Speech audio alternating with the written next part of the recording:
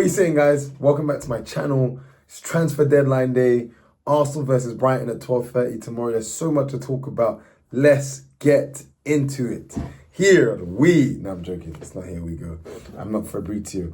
So there's a couple of things I want to talk to you about today, guys. Number one, start off with Arsenal versus Brighton, the preview for tomorrow. Number two, looking at our transfer business. And number three, just my spiritual point for the day. So let me just start with Arsenal-Brighton, right? So Arsenal versus Brighton at home. Crazy. I was looking into the stats, right? Brighton have won. We've only beaten Brighton once in our last four at home in all competitions. So clearly, Brighton are a team Arsenal definitely need to take seriously. I know we did the double over them last season. We beat them 3-0 at their ground last season, an impressive away win if you ask me. And we beat them 2-0 at our ground, right? So we gave them 5 unanswered, right, last season. But that's last season. Forget about that. Look, they're flying. They battered Everton 3-0. They beat Man United 2-1 at home. They're a good team. You know, Herzler is a highly rated coach. They've made a lot of great additions to their team. I saw yesterday that so far in the transfer window, they've got the highest spend this transfer window after Chelsea. Unsurprising, Chelsea. So Brighton, we got to take them seriously, right? So what's the attitude and the mentality for us to have in this Brighton match is don't be slouches. Don't do that Arsenal thing where you think teams are just going to come to the Emirates and roll over. This is a team we've got to take seriously, especially 12:30, no slow starts. No sluggishness, no, no. Bruv, take this seriously. Yes, I'm not trying to say Brighton or Barcelona. They're not. Arsenal should be beating them. Don't hear what I'm saying. Arsenal absolutely should be beating Brighton, right? Because as good as Brighton have been, that Everton game, it swung on moments, right? If Everton take their chances, if Everton take their chances, if they get the penalty call, it's a different game, right? And the same with Man United. Brighton, it was an impressive win for them, but Man United had enough chances to win that game. They didn't, right? So as good as Brighton have been, in terms of the results they've gotten, 6 points, we should be beating them at home.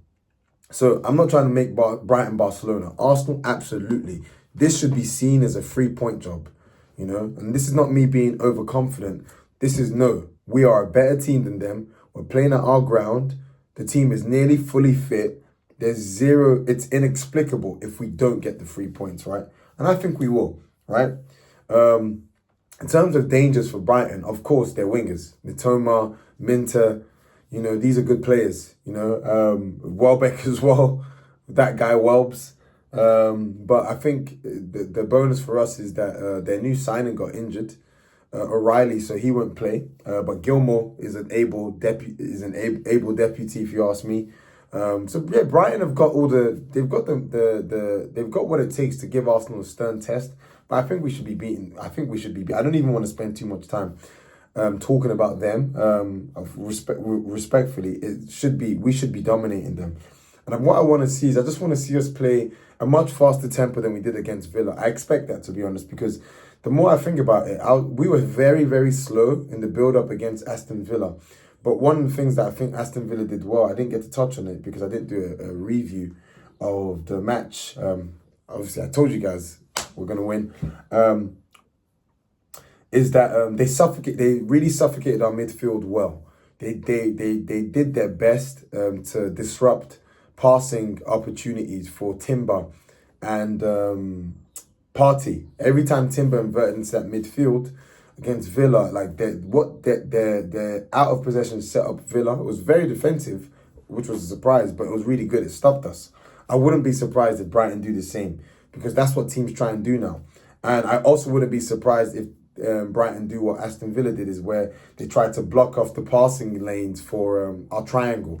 You guys know what I mean by the triangle. The Saka, the Erdegaard, and the Ben White, and with White overlapping. That triangle is what always brings us joy. No surprise, both of our goals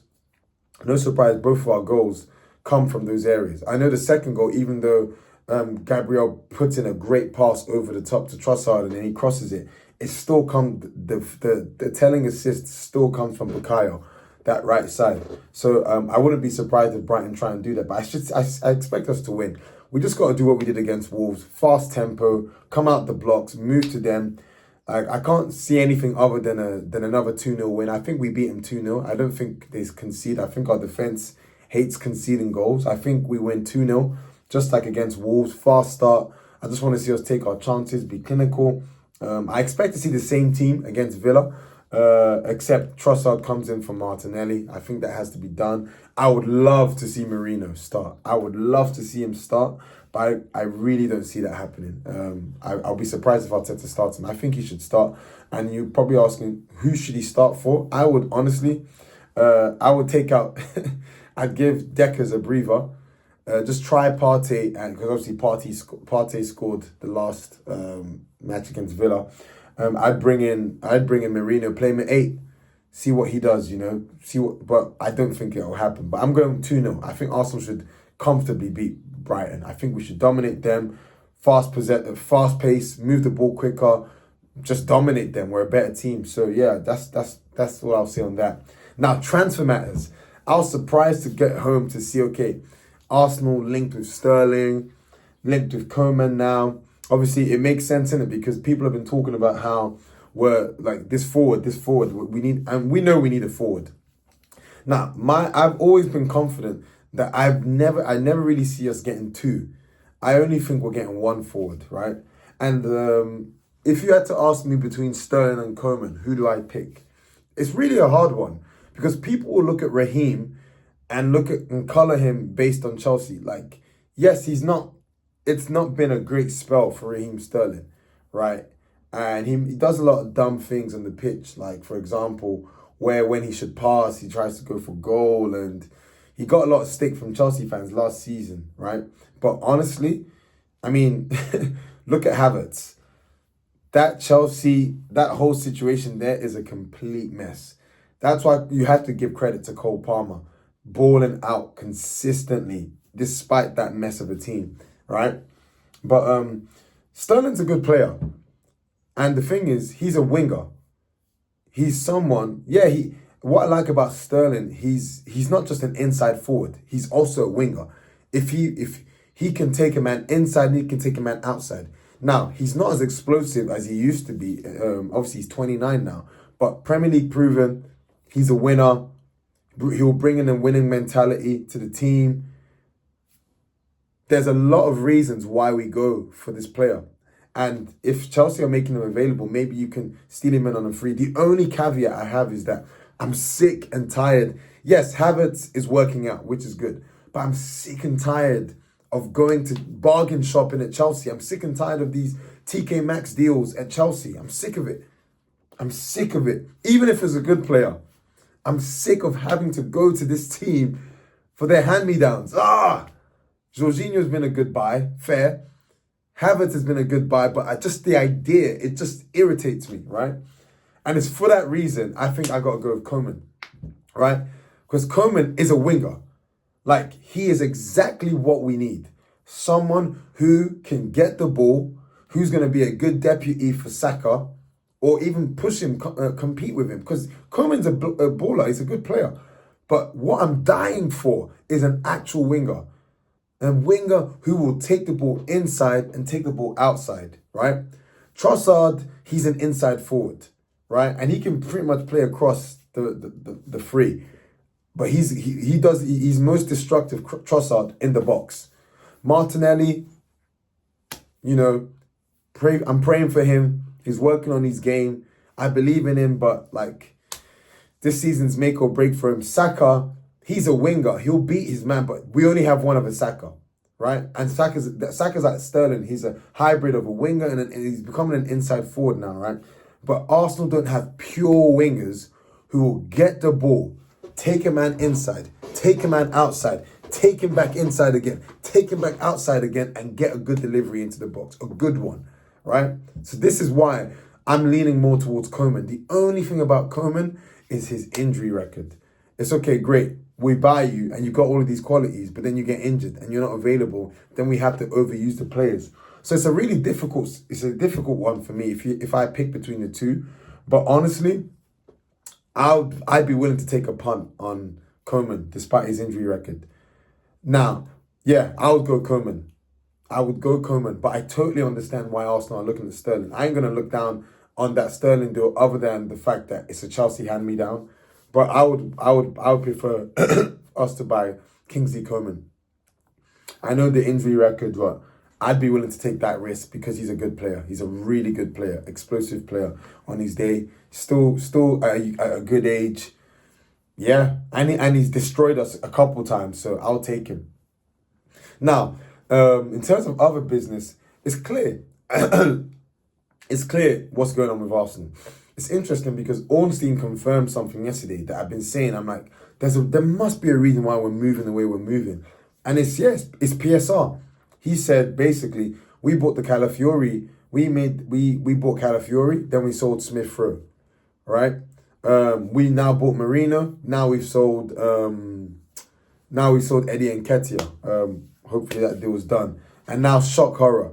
Ramsdale deal on the verge being done. Now we're seeing more moves for forwards crystallizing. Why? Because he said that we don't have to do it that way. We don't have to because we're in good financial health, but we're doing it just to keep in line with PSR and to make sure that we're running well from a financial point of view. So I knew it.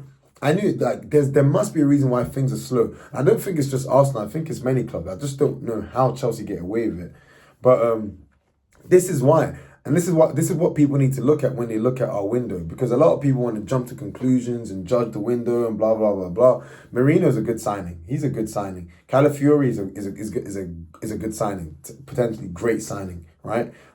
Selling Ramsdale for 25 M's is great business. Selling Nketiah for 30 M's is great business. Selling Smith Rowe for 35 M's is great business. You know, this is good in terms of sales. I would just love to see a striker.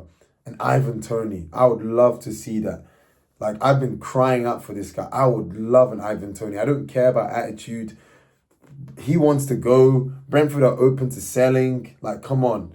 And they probably, if they're open to selling, that means they've probably got a replacement lined up ready for him. So why not just go grab him? And then I saw us being linked with Joan Garcia. I'd much rather the Neto deal for a loan move.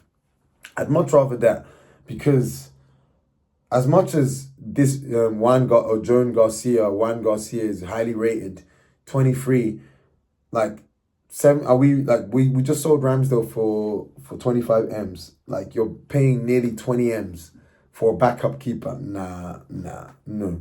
That doesn't make sense. It doesn't make financial sense for you to spend nearly 20 M's if you include the add-ons for a number 2 keep. I get it. That's the direction we're heading in. You want quality all over the park in terms of able deputies, but like, you can't spend that type of money on someone if you're then going to go sell him again. Like, we got to stop doing this. We need to start buying wisely.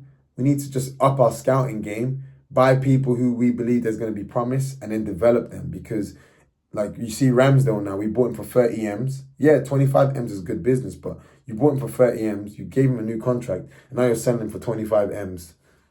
Doesn't really make sense. So that's pretty much what I wanted to say on the transfer business. Hopefully, guys, by 11 p.m. today, we are celebrating 2 forwards. I see us getting 1, but I will take 2. And then lastly, in terms of spiritual point I wanted to make today, I've been thinking more and more about this. Is a lot of people now, I always wonder, what's their moral compass? How do they make decisions? Because the Bible teaches in Proverbs chapter 3, verses 5-6, it teaches that we need to trust in the Lord with all of our hearts and lean not on our own understanding, right? But it's interesting. The more I read the Bible every day, the more I wonder, how on earth did I manage life without God's influence on a consistent basis? How, right? And it's interesting because there's times in life you go with gut instinct, but gut instinct only works if you have the right perspective. If you have the wrong perspective and you just go on instinct, you're going to make consistently terrible decisions, right? And the Bible teaches that you can't trust your heart, Jeremiah 17 verses 9. And it's interesting because I've seen so many situations this week where my viewpoint, specifically when it comes to my marriage, where I want to say something to my wife, this has happened, that's happened, and I'm confident, I'm adamant, I'm right. But the minute I pray and I open the Bible and I read something, and I'm just like, whoa, I'm completely wrong. I'm like, wow, reading the Bible has saved me from disastrous conversations I proposed to have to my wife. So what I'm saying is that people don't really have a good measure of self-evaluation nowadays, which leads to them making poor decisions. All I'm saying, guys, is just really assess what your moral compass is. Assess what gives you the perspective, what colors life the way you see it. Anywho, that's all I wanted to share today. Let's hope for a win tomorrow against Brighton. Let's hope for great transfer business to close out the window. And let's just hope that many more people get the right perspective in life. Anyways, guys, I will see you again on Monday. Take care.